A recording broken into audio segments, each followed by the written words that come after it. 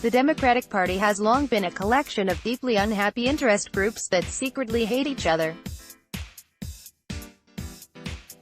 But for the last 3 years, it's been fairly simple to keep that fractious coalition together. You just focus on Donald Trump. Despising Trump, jumping up and down about how mean and vulgar and immoral Trump is the one thing that pretty much every Democrat can agree on. It makes them feel virtuous. So Nancy Pelosi was hoping it would last forever. Iowa wide open, Dem voters undecided, conflicted, overwhelmed in final caucus ch, but alas, election season and Trudeau Democrats don't now have just a few months to choose their party's nominee, their standard bearer. That means that for the first time in a long time, they have no choice but to focus on each other. Imagine the most miserable people you know stuck together in an elevator for eternity. That's what it's like. Naturally, CNN is right in the middle of it. Their shadowy political activist president, Jeffrey Zucker, has joined forces with Elizabeth Warren in her campaign to crush their common enemy, Bernie Sanders. Just before Tuesday night's Democratic debate, Warren used CNN to attack Sanders as a sexist, not sexy, but sexist, for saying a woman could not be elected president. Sanders denied saying it. Click here to get the opinion newsletter. After the debate, Warren marched over to Sanders and barked at him. Presumably, at Warren's request, CNN later released that tape. Watch how it went, including a special guest appearance by Tom Steyer, who suddenly looks tiny and afraid. Sen. Elizabeth Warren, DMAS, I think you called me a liar on national TV, Sen. Bernie Sanders, IVT, what? Warren, I think you called me a liar on national TV, Sanders, let's not do it right now. You want to have that discussion, we'll have that discussion. Warren, anytime. Sanders, you called me a liar. You told me, alright, let's not do it now. Tom Steyer, Democratic presidential candidate, I don't want to get in the middle, I just wanted to say hi, Bernie. Sanders, yes, good. Okay, I don't want to get in the middle of this, I just want to say hi, Bernie. So Elizabeth Warren is not someone you'd want to have dinner with, that much is entirely clear. Tell her you're busy if she ever calls. But what else does that video prove? Well, absolutely nothing, not one thing. We're in the very same place we were at the beginning of the week, with an aging, unprovable allegation thrown onto the field in desperation by a fading presidential candidate who seems more unlikable by the day. It would get nowhere in court. Consider that 4 years ago, Democrats rigged the primary for Hillary Clinton. They did that despite the fact Hillary Clinton probably would have won anyway. But they just couldn't resist cheating. Because they did that, because they cheated, millions of Democratic voters emerged from the process embittered and enraged. Some of them stayed home that November. The net effect of this, Democrats lost.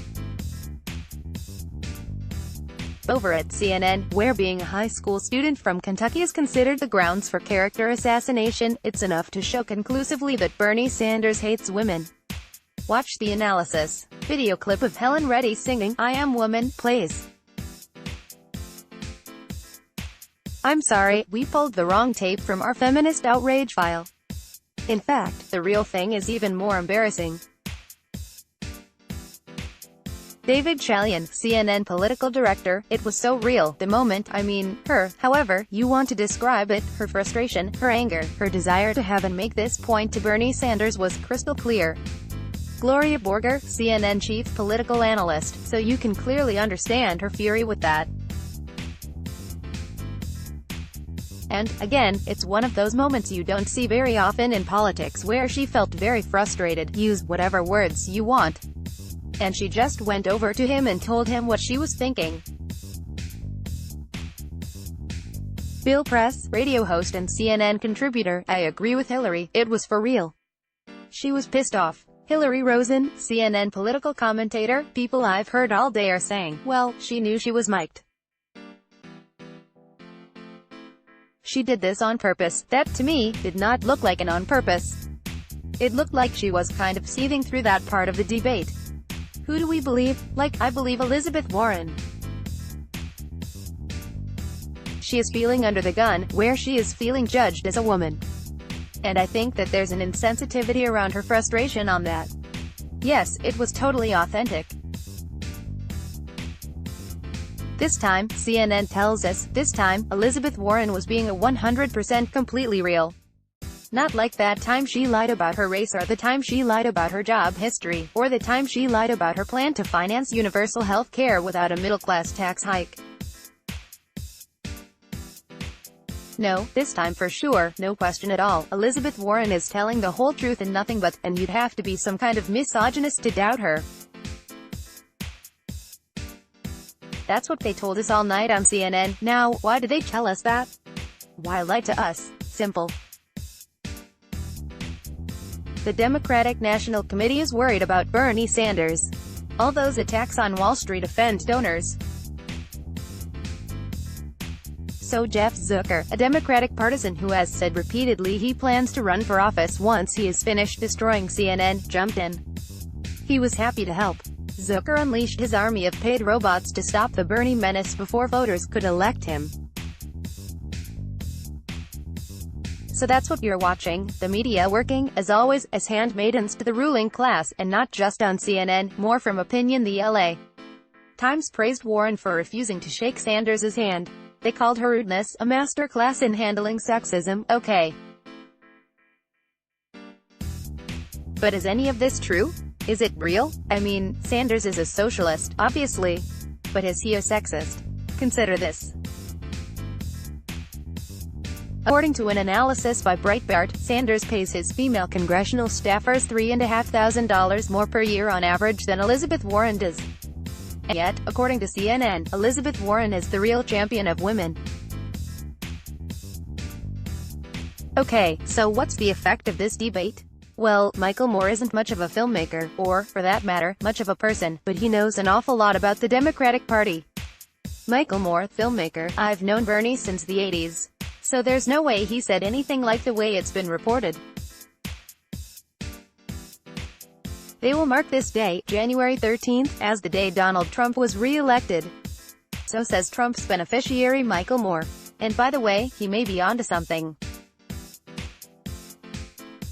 Consider that 4 years ago, Democrats rigged the primary for Hillary Clinton. They did that despite the fact Hillary Clinton probably would have won anyway. But they just couldn't resist cheating. Because they did that, because they cheated, millions of Democratic voters emerged from the process embittered and enraged. Some of them stayed home that November. Others voted for Jill Stein or Gary Johnson. Some moved over to Donald Trump. Click here to get the Fox News app. The net effect of this: Democrats lost. They suffered a shocking upset on Election Day. Could that happen again? Obviously, it could. No one in Washington knows that, because no one in Washington ever learns anything. Adapted from Tucker Carlson's monologue on Tucker Carlson Tonight, on January 16, 2020. Click here to read more from Tucker Carlson. Let's block ads. Why?